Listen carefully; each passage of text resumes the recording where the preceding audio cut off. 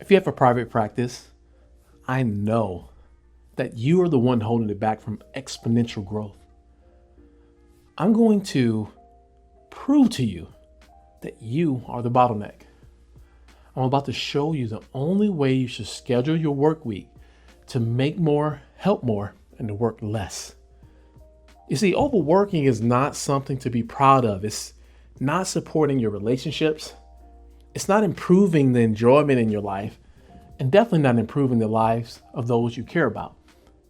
Nowadays, people have become so attached to this hustle and grind culture, like it's become a status symbol, when it's really just a burden and a distraction from the very best things in life. Doctors by nature are very productive when it comes to patient care, but that doesn't always translate to growth in your private practice, because there's always going to be a limit on what you can do personally. You will always be restrained by time and your energy, leading to burnout and mediocre performance. Have you ever thought about changing careers? Why did that thought even cross your mind? Or if you're like me, it's because there's just too much red tape, late night charting, unappreciative patients, problems with insurance claim, overwhelming administrative tasks. Like there's always an overflow into your personal time. I'm sure you're familiar with this never-ending to-do list. You scratch one thing off, two more things to get back on the list. And I think that's the life of most of us doctors. There are plenty of doctors with large revenues, but not many of them with like the big bank and plenty of free time too. Doctors who level up and escape this traditional way of rendering care use their time very differently from the average private practice physician. Now, I want to call out who needs to do this. Performance for a doctor is different from performance of a doctor entrepreneur, or what I like to call a doctorpreneur. If you're an employee, performance means helping your patients get better. If you're a doctorpreneur, that means helping your patients get better while also helping and growing your audience, like making a product that helps people get better and growing your practice exponentially so you have a larger impact. This way you serve as many people as possible, impact their lives, grow your revenue, and have enough time for your personal life. That's true productivity. Oftentimes as doctors, we forget that there's two sides of us. Like there's a Dr. DuBose, and then there's a Don DuBose. To be able to perform at your best, you need lots of rest, time to prepare, and time to perform. For a doctor, time seems to be the enemy. There's never enough time. There's never enough of it. But what if I told you that you've been thinking about time wrong this whole time? I read this really great book. It's called 10X is Easier Than 2X. It's by Dan Sullivan and Dr. Benjamin Hardy. They describe the concept of qualitative time versus quantitative time. You see, time is not fixed. It's not equal for all of us. Take Einstein's thoughts about time from the theory of relativity, for example. He explains how time is not the same for everyone. Time dilates and contracts depending on the speed at which one is moving. This is directly correlated to productivity, because productivity extends or dilates our time. We get more done with the same amount, while busyness depletes our time. Think of it this way. Imagine you finally get to go on a date with that person you've been crushing on for months. You sit down at the restaurant, you pull out her chair, you sit down, you start having a conversation, and in a blink of an eye, the date's over. That's because you've had such an authentic and valuable experience that 3 hours felt like 30 minutes. It also is what happens when you're locked in when you're performing, like a sports performance.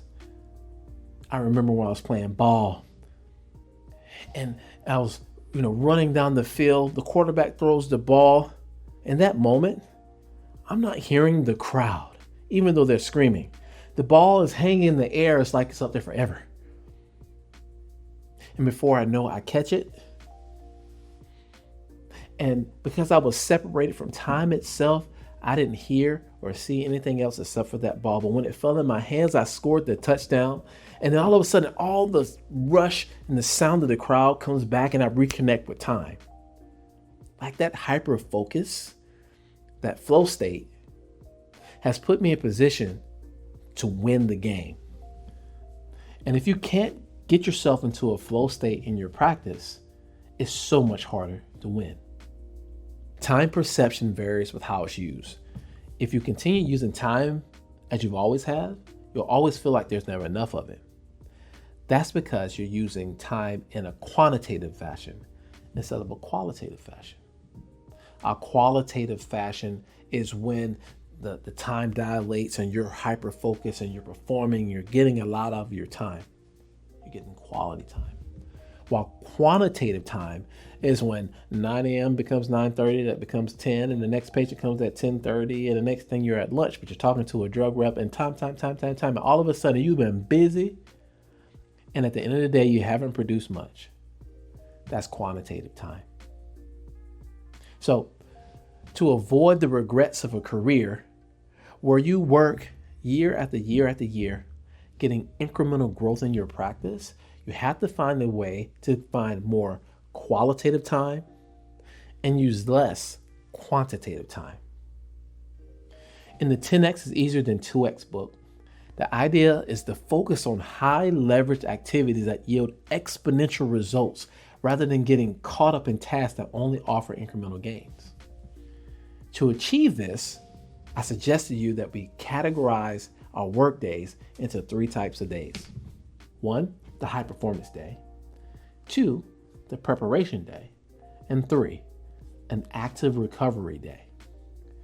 This shift isn't just about changing your mindset, it's about transitioning from quantitative time, where you're merely counting hours and feeling overwhelmed and burnt out, to qualitative time, where you prioritize activities that bring significant impact and fulfillment. By embracing qualitative time, you can focus on the most valuable aspects of your work and your life, leading to more enjoyable and impactful outcomes. So let's define these 3 types of days that will allow you to leverage qualitative time. So there are 3 types of days. 1 is active recovery days. These are essential for unplugging and rejuvenating, focusing on self-care and personal activities to prevent burnout and maintain your peak performance. Number 2 is preparation days. These are dedicated to organizing, strategizing, and preparing and ensuring that when it's time to perform, everything is in place for your maximum impact. And then number 3 are your high performance days. These are the days that are reserved for delivering your highest level of work and expertise, focusing on critical tasks and performances that drive significant results and growth. So let's dive deeper into the types of days. In the book, The Gifts of Imperfection by Brené Brown, she states, if we want to live a wholehearted life, we have to become intentional about cultivating sleep and play, and about letting go of exhaustion as a status symbol. Like, that quote really resonates with me because, well, that was me. I always felt like I could do more, I can last longer, and all the work I got done in the day was so much more than everybody else around me, and I saw that as a status symbol. I was Superman. I knew that I could endure more and take more than my family and my friends around me because I had been trained by the medical system to work my ass off, pardon my language. So we have to let go of exhaustion as a status symbol and realize that we're people. We need rest. We need recovery. So let's talk about an active recovery day. And in my mind, this might be one of the most important days. Active recovery days are rest days when you're not working on your main thing or your side hustle. Right now, this is your lowest on your priority list. It only happens when your schedule allows it to happen. Think about it. The only time you take off now is weekends, if you get the weekend off and you're not on call. And vacations, the 2 weeks you allow yourself per year to take a break. You get lucky, you get some holidays along the way. And if you're not careful, that time gets eaten up too. People texting you, People are asking you for things. Patients are calling for refills. So you never really get time to disconnect. In contrast, your active recovery day needs to be like a priority day. Like it needs to be a consistent priority because you cannot perform when you cannot rest. You cannot achieve greatness if you're burnt out. Your active recovery day is a day to unplug, disconnect, and not be exclusively focused on growing your business. It's not a day to sleep all day and be lazy, well, unless you absolutely need that, or a day to add more stress to your life, like fighting with your family and doing stressful tasks at home. It is taking care of the other side of you that is the father, the mother, the wife, the husband, the artist, the creator, the musician, the video gamer, the athlete. It's like transitioning from Dr. DeBose to Don DeBose, because both are important. It can look like spending time with your kids at the park, walking outside, spending time with nature, taking care of your body, exercising, stretching, eating the best food for your body so that you can recover, because our work is hard and it's long. An active recovery day is being creative and exploring your passions. It's a day to feed your spirits and reconnect with God. A very intentional self-care day is to make sure no part of yourself is neglected. And it is not a sporadic day that happens once a month when you're so exhausted you can't continue. An active recovery day is planned, it's frequent, it's intentional. It has to be more than the 2 weeks vacation per year that we're accustomed to. See, I recommend at the end of the year, plan to have 75 active recovery days for your first year on this plan. On year 2, plan to have 100 to 125 days. And then ongoing, you want to have 150 days per year dedicated to yourself, your family, and your God with no interruptions. So now let's talk about a preparation day. Like, what is a preparation day? To get yourself ready for these high performance days, you need your active recovery days, but you also need preparation days. A preparation day may look like organizing your team to execute your vision, reading, learning, and growing more understanding in your area of expertise or in an area you are still developing. A prep day may be developing scripts for YouTube videos. It may be preparing for the next big presentation or grand rounds. It may be going through interview questions because you're about to perform on television to share your knowledge with a larger audience. It may be coming up with the next marketing strategy. It may be developing a new program or premium value solution in your practice. It may be working on a product such as a book or a course. A preparation day is brainstorming and improving the main services and functions you have in your office.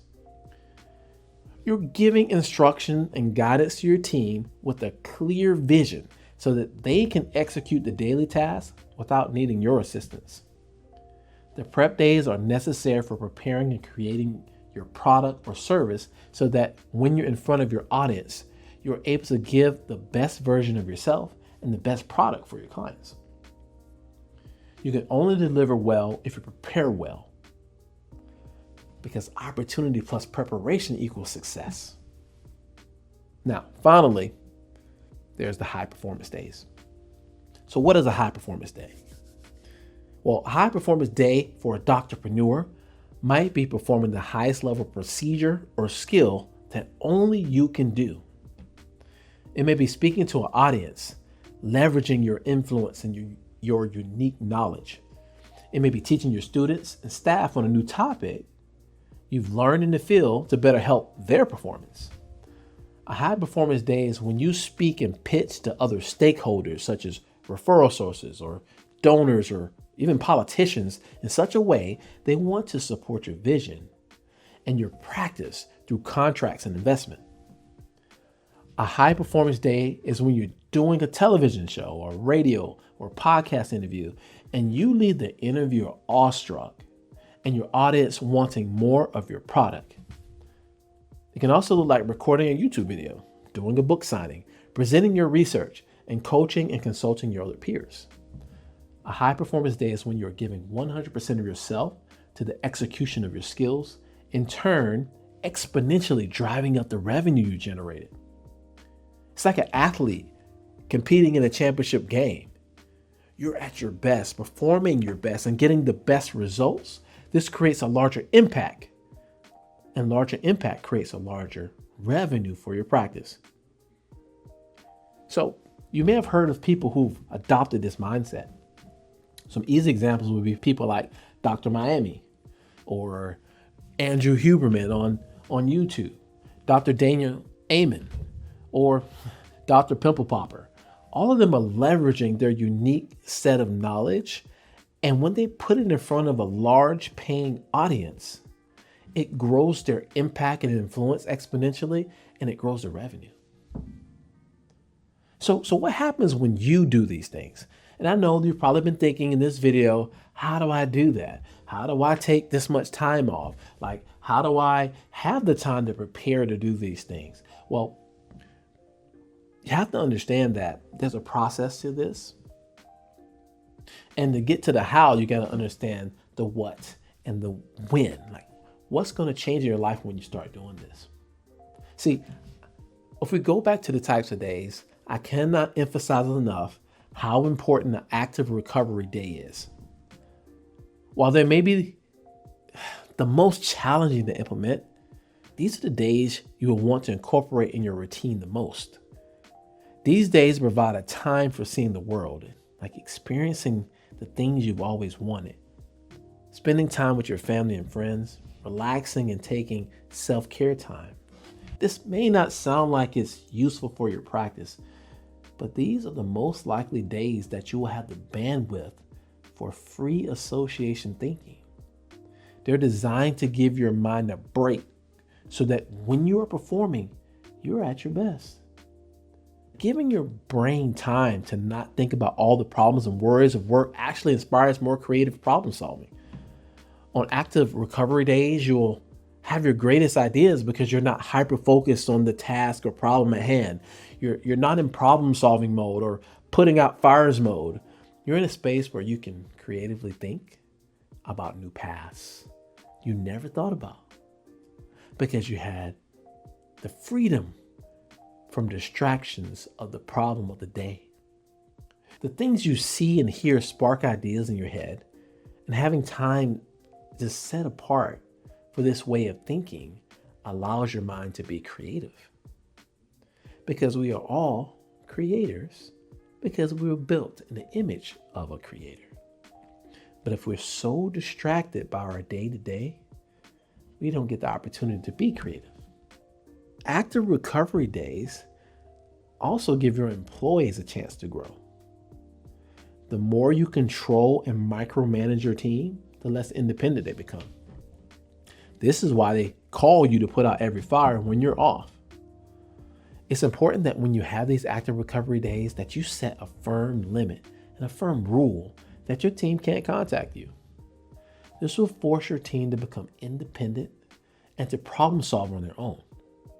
You will notice that as you take more active recovery days, your team will get smarter and faster and achieve more and need you less. This will allow for your practice to 10x itself, even when you're not there. Another benefit is that you don't know how good your team is until you let them work without you. It will let you know who your rock star employees are and who your weak employees are, helping you hire better staff. Additionally, no one likes to feel like they're at the peak in their career, entrepreneurs and employees alike. If your employees feel like they're at the final destination, they won't be satisfied. This independent time will help leaders emerge in your practice and will make it easier to identify who deserves promotions and who deserves leadership positions. As your leaders have become more independent in your practice, your preparation days become more effective. Your ability to prepare your team to execute your vision independently is the ultimate goal for your prep days. This provides you the time freedom you desire to have ample active recovery days and allows you to approach your high performance days with a sense of readiness and assuranceness. Knowing that all the groundwork has been laid prepares you for success on these high performance days. Now that you've recovered and you see how it impacts your team to take these active recovery time and you've prepared everyone, now it's time to perform.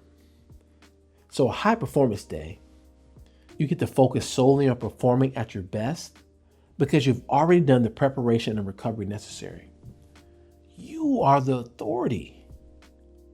You are authoritative and confident when you speak, whether you're giving a presentation, performing a procedure, or engaging with the audience. You're creative and innovative because you are not bogged down by administrative tasks or distractions. This is when you make the biggest impact, driving significant results and growth for your practice. By preparing for these high performance days, you ensure that your most critical tasks receive your full attention and effort, leading to exponential growth rather than incremental growth. Just watch as your high performance days skyrocket your revenue from your ability to put 100% effort in. I've seen this in my own personal practice. When I was seeing 10, 12, 16 patients a day for med management and simultaneously trying to run my practice and get the taxes done and manage each individual team and manage my nurses and manage my office staff and patients are calling for refills, well, I made a certain revenue. And I was very, very busy, but not as productive as I wanted to be. And each year my practice grew incrementally.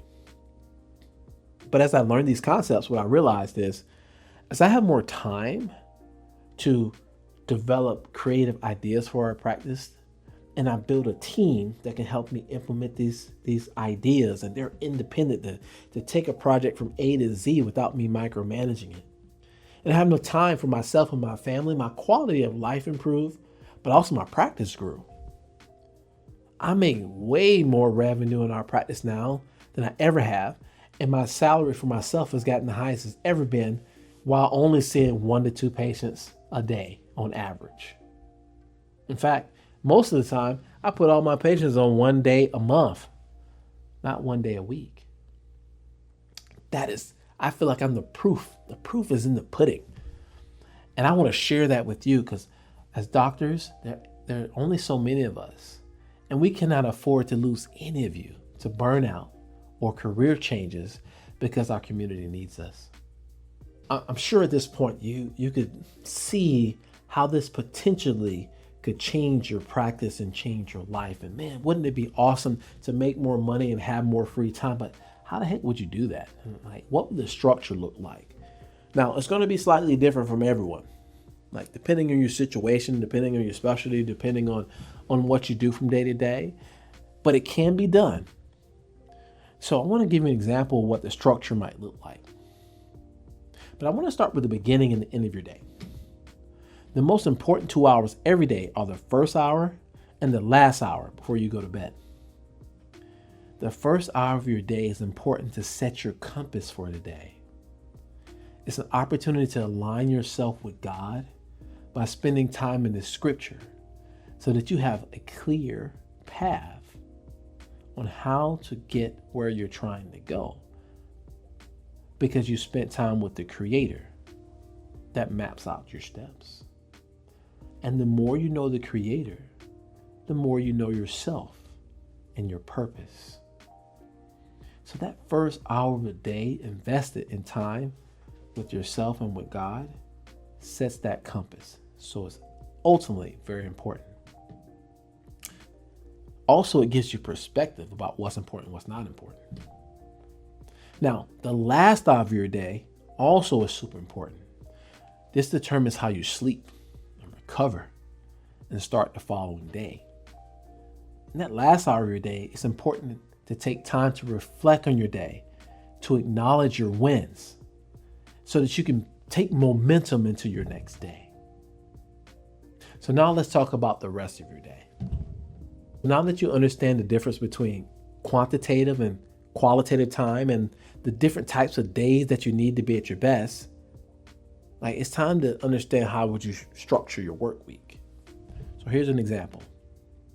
If you have your day scheduled where you have a staff meeting at 8 to 9 a.m. and then you see patients from 9 to 12, then you have a meeting with the lunch rep and they talking to you about some drug that you don't care about.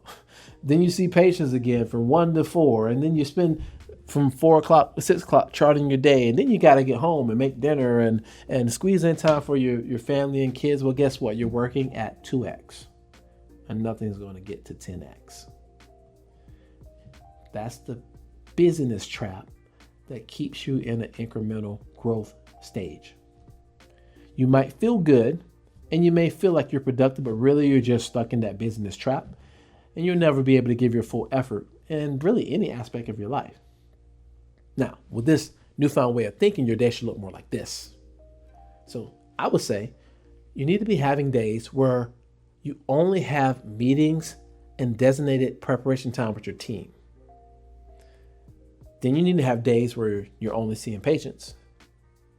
You have other days where you're only doing speaking and performing, recording, or writing. And the rest of the time, you're investing in having active recovery days. See, this method will allow you to give 100% of yourself to each type of task and will inspire a more creative and 10x environment for your life and your practice. This structure of setting up your days will allow you to not have to shift your attention constantly between administrative tasks and patient care and creative time and problem solving. It allows you to get into a flow state with the thing that you're doing. Now that you know that you've been thinking about time all wrong, it's time to forget the old way of doing it. The old way of doing it turned you into the bottleneck in your practice. If you do not implement this, 10 years from now, you'll look up and your practice has grown 2x, maybe 3x, but it won't be 10x or 30x. Changing your way of thinking, it gets you away from being the bottleneck, because your job is to be the key leader and the expert. You're the visionary. You're Elon Musk. You're Steve Jobs of your practice. Without implementing these ideas, you will never have the time to do the things that you want to do for yourself, your practice, and your family. You will be stuck in the same time trap where you feel burnt out and have no time for anything or anyone. Now, we make this content to save private practice owners from burnout so they can increase their revenue and have more time for their family, more time for themselves, and more time for God. If you have any ideas on how to help other private practices, comment below. And you can also take our quiz in the description below to get a personalized burnout score with actionable steps on how to improve your private practice life so you can improve your personal life. Thank you for watching this video. Please like and subscribe, and I'll see you in the next one.